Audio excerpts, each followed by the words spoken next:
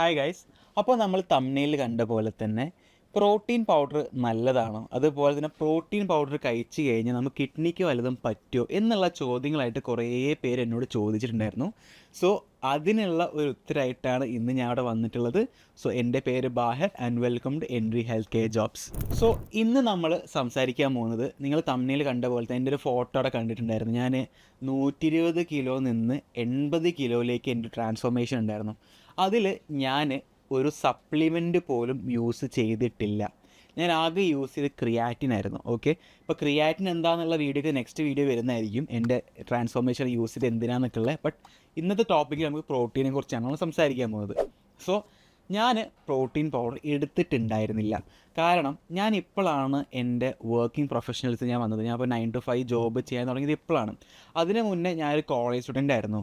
ഞാൻ ഡെയിലി എനിക്ക് high class protein കഴിക്കാൻ സാധിച്ചിട്ടുണ്ടായിരുന്നു. ഓക്കെ, അതായത് ഞാൻ ചിക്കന്, മുട്ട, സോയാബീന്, അതേപോലെ തന്നെ ചെഡാർ ചീസ്, അങ്ങനെയുള്ള എല്ലാ ഫുഡും ഹൈ പ്രോട്ടീൻ ഫുഡുകൾ ഞാൻ കൺസ്യൂം ചെയ്തിട്ടുണ്ടായിരുന്നു.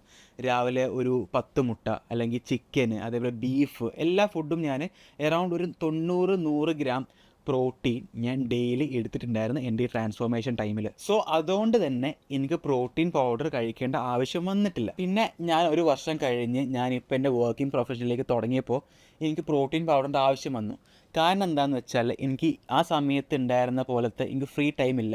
രാവിലെ എണീച്ച് ഓഫീസിലേക്ക് പോവുകയാണ്, പിന്നെ അതുപോലെ ഉച്ചയ്ക്ക് എനിക്ക് നേരെ ഫുഡ് കഴിക്കാൻ പറ്റുന്നില്ല, ഹൈ പ്രോട്ടീനുള്ള ഫുഡ് കഴിക്കാൻ പറ്റുന്നില്ല. പിന്നെ ഞാൻ ജിമ്മിലും പോകുന്നുണ്ട്. സോ ഈ ജിമ്മിൽ പോകുമ്പോൾ തന്നെ നമ്മുടെ മസിൽ ബ്രേക്ക് ആവുകയാണ് ചെയ്യുക. സോ ഈ ബ്രേക്കായ മസിൽസ് നമ്മൾ ഹീൽ ചെയ്തെടുക്കണമെങ്കിൽ നമ്മുടെ പ്രോട്ടീൻ ആവശ്യമുണ്ട്. സോ ഇപ്പോഴാണ് ഞാൻ ആക്ച്വലി പ്രോട്ടീൻ പൗഡർ കൺസ്യൂം ചെയ്യാൻ തുടങ്ങിയത്. അതിൻ്റെ ഒപ്പം തന്നെ ഞാൻ അറൗണ്ട് 10 മുട്ട, അതേപോലെ ചിക്കൻ ഞാൻ കഴിക്കാറുണ്ട്. പക്ഷേ എൻ്റെ ഫുൾ ഒരു 100 ഗ്രാംസ് ഓഫ് എൻ്റെ ഒരു വെയിറ്റ് എന്ന് പറഞ്ഞാൽ 100 ഗ്രാമാണ്, 100 kg ആണ്. സോ അതുകൊണ്ട് തന്നെ 100 ഗ്രാം പ്രോട്ടീൻക്ക് ആവശ്യമുണ്ട്. സോ അതുകൊണ്ട് തന്നെ എനിക്ക് 100 ഗ്രാം എത്താൻ പറ്റാത്തതുകൊണ്ടാണ് ഞാൻ എൻ്റെ സപ്ലിമെൻ്റ് എടുക്കുന്നത്, അത് പ്രോട്ടീൻ പൗഡറായിട്ട്. സോ നിങ്ങൾ പ്രോട്ടീൻ പൗഡർ എടുക്കുമ്പോൾ എപ്പോഴും നല്ല ഒത്തൻറ്റിഫൈഡ് ആയിട്ടുള്ള കമ്പനിയിൽ നിന്ന് മാത്രം എടുക്കുക. അപ്പോൾ നോക്കുകയാണെങ്കിൽ നമ്മുടെ നാട്ടിൽ നല്ല ഹൈ ക്വാളിറ്റി പ്രോട്ടീൻ കിട്ടാനുണ്ട്, അതുപോലെ തന്നെ ഫേക്ക് പ്രോട്ടീനുണ്ട്. സോ നിങ്ങൾ ഒരു പ്രോട്ടീൻ പൗഡർ വാങ്ങുകയാണെങ്കിൽ ഒത്തൻറ്റിഫൈഡ് ആയിട്ടുള്ള ആൾക്കാരിൽ നിന്ന് മാത്രം വാങ്ങാൻ നോക്കുക. ഇനി ആർക്കൊക്കെ പ്രോട്ടീൻ പൗഡർ എടുക്കാമെന്ന് ഞാൻ പറഞ്ഞുതരാം. ഇപ്പോഴത്തെ കേസിൽ ഇന്ത്യൻ ഡയറ്റ് നോക്കുകയാണെങ്കിൽ നമ്മൾ ആകെ രാവിലെ കഴിക്കുന്ന ഒരു ദോശ അല്ലെങ്കിൽ ഒരു സാമ്പാർ, ഉച്ചയ്ക്ക് ഒരു മീൻ പൊരിച്ചത് അല്ലെങ്കിൽ ഒരു ചിക്കൻ പീസ്, പിന്നെ കുറച്ച് ചോറ്, പിന്നെ വെജീസ്. രാത്രി നമ്മൾ എന്താ കഴിക്കുക, ഒരു ചപ്പാത്തി അല്ലെങ്കിൽ ഒരു സബ്ജി, ദാല്. ഇതിലൊക്കെ നിങ്ങൾ നോക്കുകയാണെങ്കിൽ ഒരു സാധാരണ മനുഷ്യന് ആകെ കിട്ടുന്ന പ്രോട്ടീൻ ഫ്രം ഇന്ത്യൻ ഡയറ്റ് ആകെ 10 ഗ്രാം 25 ഗ്രാമേ ഉള്ളൂ. ഒരു സാധാരണ മനുഷ്യന് ഡെയിലി മിനിമം ഒരു 55 ഗ്രാം പ്രോട്ടീൻ ആവശ്യമുണ്ട്. അപ്പോൾ നിങ്ങൾ നോക്കി നോക്ക്, നിങ്ങൾ സാധാരണ കഴിക്കുന്ന ഫുഡിൽ നിന്നിട്ട് നിങ്ങൾക്കൊരു മിനിമം 50 ഗ്രാം പോലും കിട്ടുന്നില്ലെങ്കിൽ നിങ്ങളവിടെ എന്ത് ചെയ്യണം? ഈ പ്രോട്ടീൻ സപ്ലിമെൻറ്റ് യൂസ് ചെയ്യണം. അല്ലെങ്കിൽ ഹൈ ക്വാളിറ്റി പ്രോട്ടീൻ ആയിട്ടുള്ള ഫസ്റ്റ് ക്ലാസ് പ്രോട്ടീൻ ആയിട്ടുള്ള ഫുഡ് നിങ്ങൾ എടുക്കുക. ലൈക്ക് നിങ്ങൾക്ക് മുട്ട എടുക്കാം, ഒരു 3 മുട്ട എടുക്കാം, ഉച്ചയ്ക്ക് കുറച്ച് ചിക്കൻ എടുക്കാം, അതേപോലെ തന്നെ വൈകുന്നേരം നിങ്ങൾ കുറച്ച് ചിക്കൻ എടുക്കാം. അപ്പോൾ ആ രീതിയിൽ നിങ്ങൾ സെറ്റ് ചെയ്ത് കഴിഞ്ഞാൽ നിങ്ങൾ പ്രോട്ടീൻ പൗഡർ എടുക്കേണ്ട ആവശ്യമില്ല. നിങ്ങൾക്കവിടെ മിനിമം ഒരു 60 ഗ്രാം പ്രോട്ടീൻ നിങ്ങൾക്ക് ഫുഡിൽ നിന്ന് കിട്ടുന്നുണ്ടെങ്കിൽ നിങ്ങൾ പ്രോട്ടീൻ എടുക്കണ്ട. ഇൻ കേസ് നിങ്ങൾക്ക് ഇതൊന്നും കിട്ടുന്നില്ലെങ്കിൽ മാത്രം നിങ്ങൾ പ്രോട്ടീൻ പൗഡർ ചൂസ് ചെയ്താൽ മതി. കാരണം നിങ്ങൾക്ക് ഫസ്റ്റ് എന്ന് പറയുന്നത് ഹോൾ ഫുഡിൽ നിന്ന് പ്രോട്ടീൻ എടുക്കുക എന്നുള്ളതാണ്. അതിൽ നിന്ന് കിട്ടുന്നില്ലെങ്കിൽ മാത്രം നിങ്ങൾ ഈ സപ്ലിമെൻറ്റിലേക്ക് പോയാൽ മതി. അതുപോലെ തന്നെ ഇപ്പോൾ കുറേ പേര് പറയുന്നുണ്ട് പ്രോട്ടീൻ പൗഡർ സ്റ്റിറോയിഡ് യൂസ് ചെയ്യുന്നുണ്ട്, അത് സ്റ്റിറോയിഡ് ഇല്ല, അങ്ങനെ കുറേ പേര് പറയുന്നുണ്ട്. നിങ്ങൾ നല്ല കമ്പനിയിൽ നിന്ന് വാങ്ങിക്കഴിഞ്ഞാൽ നിങ്ങൾക്ക് ആ ഒരു പ്രശ്നമേ വരില്ല. ഈ പ്രോട്ടീൻ പൗഡർ എന്ന് പറയുന്നത് നമ്മുടെ പാലിൽ നിന്ന് എടുക്കുന്ന ഒരു സംഭവമാണ്, അല്ലാതെ അതിൽ നിന്ന് നമുക്ക് ഒരു സ്റ്റിറോയിഡോ കാര്യങ്ങളോ യൂസ് ചെയ്യുന്നില്ല. നമ്മൾ നല്ല കമ്പനിയിൽ നിന്ന് വാങ്ങുകയാണെങ്കിൽ നമുക്ക് ഹൈ ക്വാളിറ്റി പ്രോട്ടീൻ കിട്ടും. സോ നിങ്ങൾ വാങ്ങുമ്പോൾ എന്ത് ചെയ്യുക, നല്ല കമ്പനിയിൽ നിന്ന് വാങ്ങാൻ ശ്രമിക്കുക. മിനിമം ഒരു നല്ല പ്രോട്ടീൻ പൗഡറിൻ്റെ വില എന്ന് പറയുന്നത് 6000-7000 രൂപയാണ്. നിങ്ങൾ അതിന് അടിയിൽ കിട്ടുന്ന പ്രോട്ടീൻസ് ആണെങ്കിൽ അതെല്ലാം നിങ്ങൾക്ക് എന്താ പറയുക, അതൊക്കെ ലോ ക്ലാസ് അല്ലെങ്കിൽ അത് നല്ലൊരു പ്രോട്ടീൻ പൗഡർ ആയിരിക്കില്ല. സോ അതൊക്കെ നിങ്ങൾ എന്ത് ചെയ്യുക, ശ്രദ്ധിക്കുക നിങ്ങൾ പ്രോട്ടീൻ ചൂസ് ചെയ്യുമ്പോൾ. അതുപോലെ തന്നെ നിങ്ങൾ ഫാറ്റ് ലോസ് ആണ് നോക്കുന്നുണ്ടെങ്കിൽ നിങ്ങൾ നല്ല പ്രോട്ടീൻ കഴിച്ചിട്ട് തന്നെ നിങ്ങൾ ഫാറ്റ് ലോസ് ചെയ്യാൻ നോക്കുക. നിങ്ങളൊരു ക്രാഷ് ഡയറ്റോ അതുപോലെ തന്നെ കുറേ സപ്ലിമെൻ്റ് എടുത്തിട്ട് നിങ്ങൾ കുറയ്ക്കാൻ നിൽക്കരുത്, പട്ടിണി കിടക്കരുത്.